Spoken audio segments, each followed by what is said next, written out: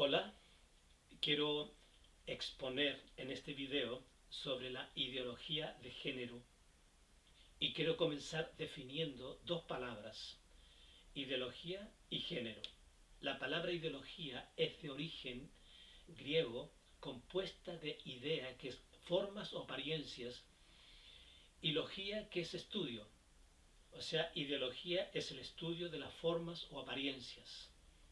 Y la palabra género viene del latín genus o generis, que significa estirpe, que significa linaje, que significa nacimiento. La ideología de género es un sistema de pensamiento cerrado que defiende que las diferencias entre un hombre y una mujer, a pesar de las obvias diferencias anatómicas, no corresponden a una naturaleza fija, sino que son construcciones meramente culturales y convencionales, hechas según los roles y estereotipos que cada sociedad asigna a los sexos. Por eso me pareció interesante lo que declaró Joseph Ratzinger, el Papa Benedicto XVI. Él dijo que la ideología de género pretende liberar al hombre de las exigencias de su propio cuerpo, haciéndolo un ser autónomo, dueño de su propia voluntad, que se construye a sí mismo o autocrea, haciéndose un Dios para sí mismo. Eso es lo que Satanás le ofreció a la mujer en el jardín del Edén. En Génesis capítulo 3, verso 4 y verso 5, vemos dos cosas que le ofrece. Número uno, le ofrece inmortalidad. Dice el verso 4, no morirán. Cuando Ezequiel, en el capítulo 18, verso 4 y verso 20, dice que el alma que pecare, esa morirá. Y dice Romanos capítulo 6, verso 23, que la paga del pecado es muerte. Pablo dice en primera de Timoteo, en el capítulo 1, verso 17, y en el capítulo 6, verso 16, que solo Dios es inmortal. Pero dice en primera de Corintios, en el capítulo 15, versos 53 y verso 54, que nosotros seremos vestidos de inmortalidad. Dice, cuando esto corruptible se haya vestido de incorrupción y esto mortal se haya vestido de inmortalidad. Número 2, le ofrece autonomía. La palabra en verso 5 le dice, y serán como Dios. La palabra autonomía es una palabra compuesta de auto, que significa en sí mismo, y nomos, que en hebreo significa ley.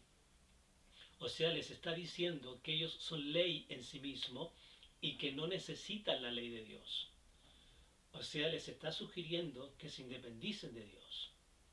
La independencia de Dios es lo que hoy día nuestra sociedad vive, basado en sus propias leyes, en sus propios estándares, en su propia moralidad, en sus propios valores.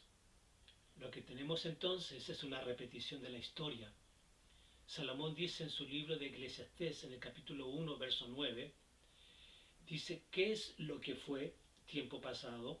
Lo mismo que será tiempo futuro. ¿Qué es lo que ha sido hecho tiempo pasado? Lo mismo que se hará tiempo futuro. Y dice, no hay nada nuevo debajo del sol. O sea, es una repetición de la historia. Esto es un proceso cíclico. Quiero que veamos algunos aspectos que tienen que ver con la identidad sexual. Los especialistas distinguen tres aspectos que, entrelazados entre sí, forman o definen la identidad sexual de la persona. Pero yo veo cuatro. Número uno, el aspecto biológico y cromosómico. El hombre es XY y la mujer es XX. En lo hormonal, el hombre tiene andrógenos y la mujer estrógenos. En lo gonadal, el hombre tiene testículos y la mujer ovarios. En lo genital, el hombre tiene un pene y la mujer tiene vulva. La mujer nace con 300.000 óvulos. de los cuales no va a producir más en toda su vida, de los cuales va a ocupar entre 300 a 500 óvulos en toda su vida. El hombre en un orgasmo o en una eyaculación tiene entre 2 a 5 centímetros cúbicos de semen, con 20 millones de espermatozoides por centímetro cúbico. Número 2, el aspecto psicológico. El sexo impregna nuestra personalidad. Es lo que asumimos ser cuando crecemos y cómo respondemos. Número 3, el aspecto sociológico. Es la percepción del sexo por el entorno. Es como nos criaron y nos vieron, como niño o como niña. Y número 4, el aspecto teológico. Tanto el hombre como la mujer son necesarios para expresar la imagen de Dios. La imagen de Dios es el hombre en dos versiones, varón y mujer. El hombre es tan parecido a Dios que la palabra imagen en hebreo es chamar, que significa una figura fantasmagórica. La palabra hombre es una palabra genérica que en la creación incluye al varón y a la mujer. La palabra hombre no define sexo, define un tipo de creación. Es como cuando decimos el caballo, el perro, el gato, pero no estamos definiendo si es macho o es hembra. La palabra hombre es sinónimo de Adán. En Génesis capítulo 5, verso 2, vemos que Dios a ambos les puso Adán. Y la palabra Adán es la raíz para la palabra Dam, que significa sangre. En hebreo, la palabra para hombre es Ish, y para la mujer es Ishak. Y esto nos lleva a Génesis capítulo 1, verso 31, donde Dios dice que era bueno en gran manera. La palabra bueno en hebreo es tov y en griego es kalón, que tiene que ver con que Dios lo hizo perfecto. Tiene que ver con que Dios no se equivocó, porque Dios no se equivoca cuando Él crea algo. O sea, Dios lo hizo perfecto, varón y mujer. Sería interesante que podamos ver otros aspectos a considerar con respecto a la identidad sexual. Número 1, la identidad sexual. El hombre y la mujer sienten, experimentan y razonan de forma distinta.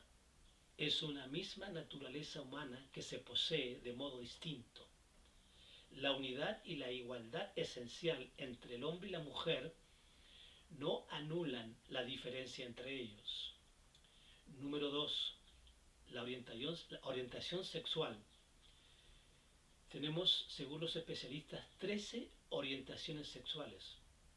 No las voy a mencionar todas, solo algunas, como la heterosexualidad, como la homosexualidad, como la transexualidad, como la asexualidad.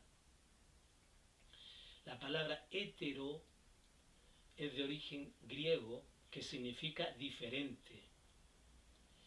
La práctica masiva de la homosexualidad en Grecia obligó a crear una palabra para definir a los que no lo eran.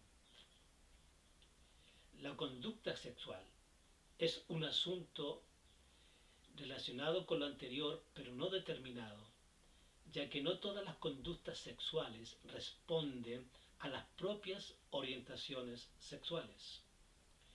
Número 4. El aspecto biológico. Solo la mujer puede ser madre y solo el hombre puede ser padre. La ideología de género se resiste al aspecto biológico. Nos vemos.